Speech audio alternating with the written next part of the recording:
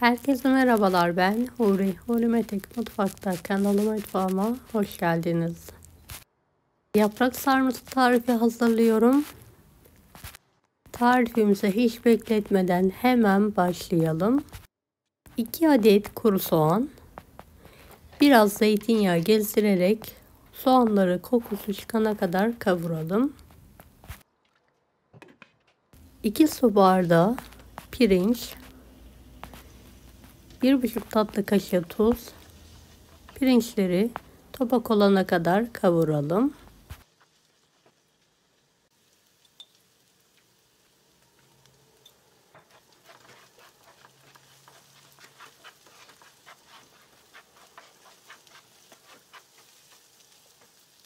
Yarım su bardağı su.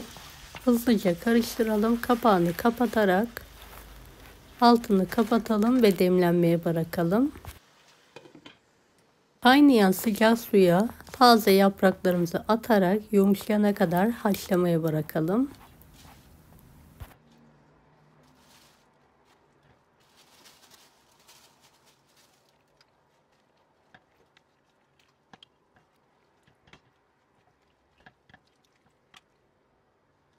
Evet, yapraklarım yumuşadı. Fazla suyunu süzerek tepsinin içine alıyorum.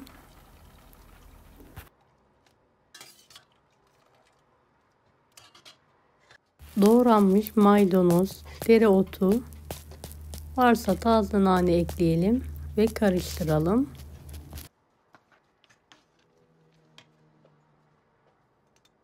İstenilen baharatları da ekleyerek karıştırma işlemine devam edelim.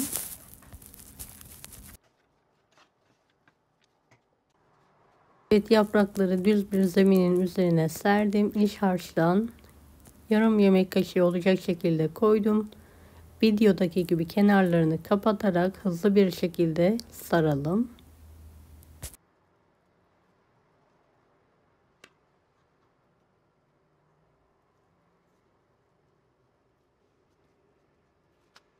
Yapraklarım ve iç harcım bitene kadar aynı işlemi yapmaya devam ediyorum.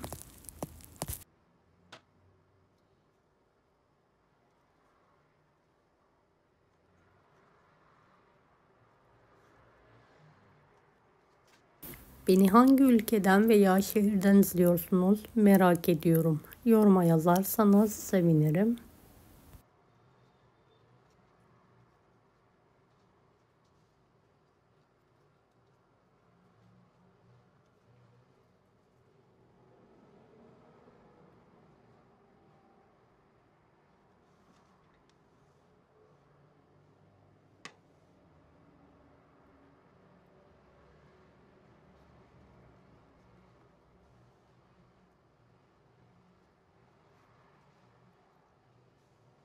İç harcım bitene kadar yaprakların hepsini sardım. Kalan yaprakları da tencerenin altına dizdim. Gördüğünüz gibi üzerine sarmaları 2 sıra olacak şekilde diziyorum.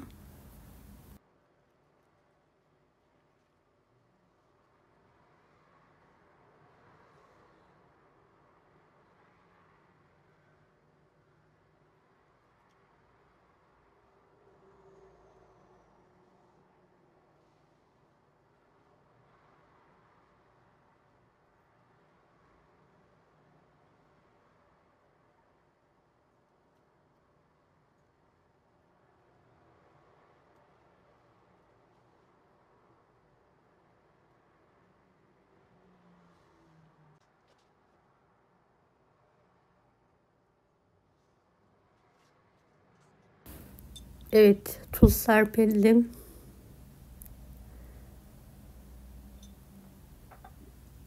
Soğuk su gezdirelim. 1,5 su bardağı su yeterli olacaktır. Kapağını kapatalım. Kaynayana kadar yüksek, daha sonra kısık ateşte suyu bitene kadar pişirelim. Evet, yaprak sarmamın suyu bitti. Üzerine bolca zeytinyağı gezdiriyorum. Şöyle 1-2 dakika daha pişirmeye bırakalım. Artık altını kapatıyorum. Sarmam hazır. Kanalıma ücretsiz abone olmayı unutmayın. Bir dahaki videolarda görüşmek üzere. Allah'a emanet olun. Hoşça kalın.